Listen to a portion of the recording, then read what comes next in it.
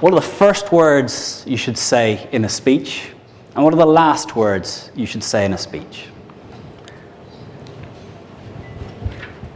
Now, tomorrow, I don't know how many of you are speaking, but I guarantee if you go to conferences, 19 out of 20 speakers will start in one of these ways. Number one, my name is Connor Neal. I'm from Tango, and this talk is about the latest trend in monitoring strategies. Now, all of you are sitting with a piece of paper in front of you that says, I'm Connor Neal, I've come from Ireland, and I'm going to talk about Tango 04 and this.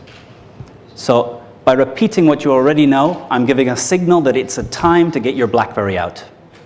I've just signaled that this talk is opportunity to reconnect with BlackBerry, make sure the office is okay, maybe get some plans together for the weekend. Another way to start. The lights, the mic's working. How much time have I got? Okay, right. Okay, is it plugged in? And you laugh, but I guarantee tomorrow there's going to be some moments that get a little bit of that. And why? Because this is, for some of you, the first time you see this individual. They're here as a leader in their industry. And your kid at school presenting on giraffes does a better job. That's sad. So I think there's only 3 ways of starting a speech. And it's the same if you went into a bar and there's a group of people, it's a networking event, much like you were at before you walked into this room. And maybe I came up to a group, there's a group of 3 people who are having a little conversation. I walk in and I say, hi, I'm Connor, I'm Irish, 38 years old. I have an interest in sailing, I like running. And they've walked away. So how do you get people to engage with you when you're networking? I say, in networking, the best thing you can do is walk up. I think we know someone in common. Try and walk away when someone comes up and says that to you. Hopefully you've done your research so you do know that you know someone in common, but with LinkedIn, you can find out who knows who on anyone you want. So, how to start a speech? First way, with a question that matters to the audience. How do you phrase a problem that the audience faces in a question? So that'd be the 3rd best way of starting a speech. The 2nd best way of starting a speech is with a factoid that shocks. There's more people alive today than have ever died. There's more people alive today than have ever died.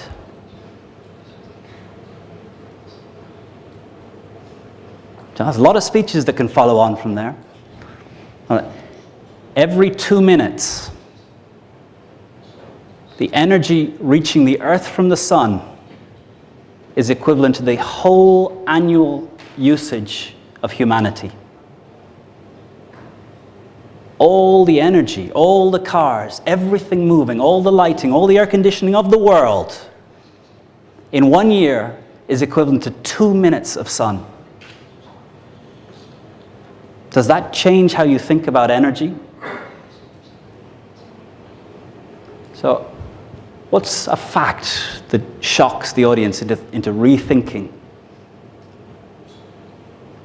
And Google has transformed your ability to get at these facts. Given 2 or 3 minutes, you can find out, 1, whether anything I've said is true, but you trust me because I looked the part and I'm from ESA. Those are, in fact, 2 true facts. I usually get someone come up to me at the end, are you sure? How do they measure dead and alive? But it's true. And it's not even close. But the best way to start a speech, and the way that I hope all of you use from now forward is the same way we start a story to a child. Now, how do we start a story to a child? Érase una vez, once upon a time.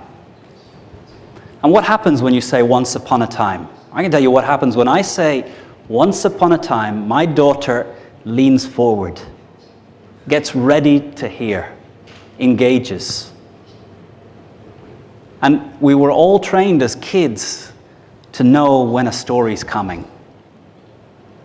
We also know when a teacher is about to deliver a 40-minute boring lecture that has no impact on our lives.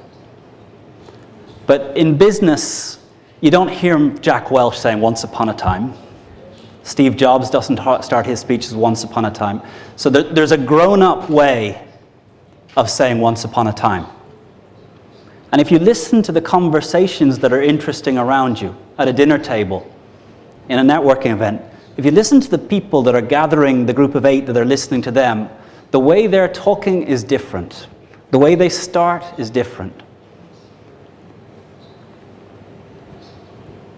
The way you tell stories as an adult is, in October, it was the last time I was in this room. There were 120 people in the room, and I was having a little conversation with one of the world experts on public speaking.